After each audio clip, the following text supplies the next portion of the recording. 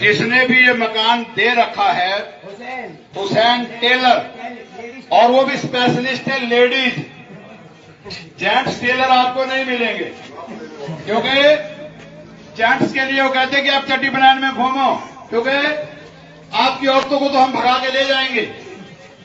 Ladies जितने भी काम हैं, मैंने पहले भी कहा कि जितने भी लेडीज के काम हैं, और वो हिंदू ही औरतें वहां फैशन डिजाइनिंग के लिए जाती है, उन सभी के ऊपर इनका कब्जा है।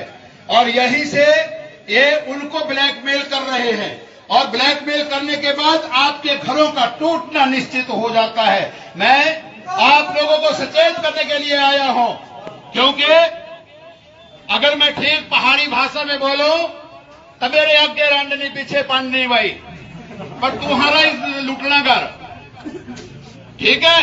तो ये चीजें खाली करवा लीजिए, अभी समय है, नहीं तो कश्मीर की तरह अपने ही देश में रिफ्यूजी पंडित बने हुए हैं, आपको रिफ्यूजी खत्री बनना पड़ेगा। और मैं ध्यान से देखता हुआ जा रहा हूं कि ये खत्रियों का ही मोहल्ला लग रहा है मुझे, जहां भी देख रहा हूं खत्री सभा के बोर्ड लगे हुए हैं। अब ब्राह्मणों का आ गया तो चलिए ब्राह्मण और खत्री सब बराबर, वहां से सारे एक ही लाइन में लिए थे। 1990 में जब मैं अमरनाथ यात्रा पर गया तो मैंने वहां एक नारा मस्जिदों से सुना था कि हमें कश्मीर चाहिए हिंदू लड़कियों और हिंदू औरतों के साथ हिंदू मर्दों के बगैर। ये समय आने वाला है। आपके हिमाचल में आपके पूर्वज, आपको मालूम है हिमाचल में क्यों आए थे? अपना धर्म बचाने के लिए आए थे। कोई चांडिल से आया, चंदेल कहलाया, कोई पट्टीवाला से आया, पटियाल कहलाया, कोई जिस भी आप सरनेम से कास्ट लगाते हो, वो आप ये ध्यान रख लेना कि आप वहां से आए हो। कोई आज से 1947 से पहले सिंध के व्यापारी क्या कहते थे कि हमें पैसे से मतलब है, हमें धन से मतलब है, धर्म से हमें क्या लेना देना। आज उनके पास न पैसा है, न बहु बेटियां हैं, न धर्म है। बहु बेटियां सब मुसलमान बन चुकी हैं, बुर्का पहन चुकी हैं, और वो खुद या तो मारे जा चुके हैं।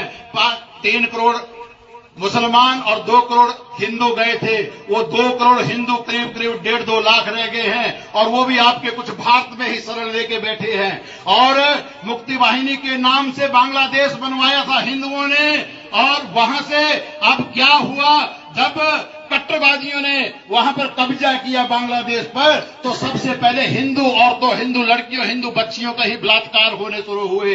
ये ध्यान रख लीजिए। अगर आप अपनी बहू से, अपनी बेटी से, अपनी मां से प्यार करते हैं, प्रेम करते हैं, उसके लिए लक्ष्मी का रूप अगर उसको मानते हैं, तो याद रखना आपके घरों के नजदीक छोटे भाई का पजामा, बड़े भाई का कुर्ता और गोल टोपी अल्लाहू अकबर कहने वाला नहीं होना चाहिए। माता सिर्फ सनातन धर्म में ही कहा जाता है, इनके धर्म में औरत को सिर्फ खेत माना जाता है। ध्यान रखना, हमारे हिंदू लड़कियों के पास 2 चीजें ध्यान रखना, उनकी औरतों का शरीर का हर अंग ढका हुआ है, परंतु आंखें खुली हैं। हमारे घरों में लड़कियों का, औरतों का हर कुछ खुल चुका है, लेकिन आंखें बंद है, इनको खोलना पड़ेगा। और इस चीज को जो है आप अपने ऊपर भी लागू, आतंकवाद या लोकल मुसलमान है, उससे हमारा कोई राग नहीं, कोई दोष नहीं, क्योंकि वो भारतीय संस्कृति को मानता है, मानता था। दिक्कत है छोटे भाई का पजामा और बड़े भाई का कुर्ता पहनने वाले से। इनको ध्यान रखिए कि जब पाकिस्तान से भगाए जाते हैं, बांग्लादेश से भगाए जाते हैं, बर्मा से रोहिंग्या भगाए जाते हैं, तो 57 देश मुसलमानों के हैं, किसी में भी इनको शरण नहीं दी जाती। शरणार्थी सिर्फ भारत धर्मशाला बनी हुई है। ये आपके घरों में पहले किराएदार बनकर आते हैं, फिर आपकी बहु बेटियों के ऊपर कब्जा करते हैं। और ये गाजियाबाद में, मैंने गाजियाबाद में ये ये सनातन धर्म सभा गली बता रहे हैं मुझे, सनातन धर्म। और गाजियाबाद में एक लड़का एक लड़की, बूढ़ा और बुढ़िया थे, 4 ही मेंबर थे, 5वीं उनकी बहू आई।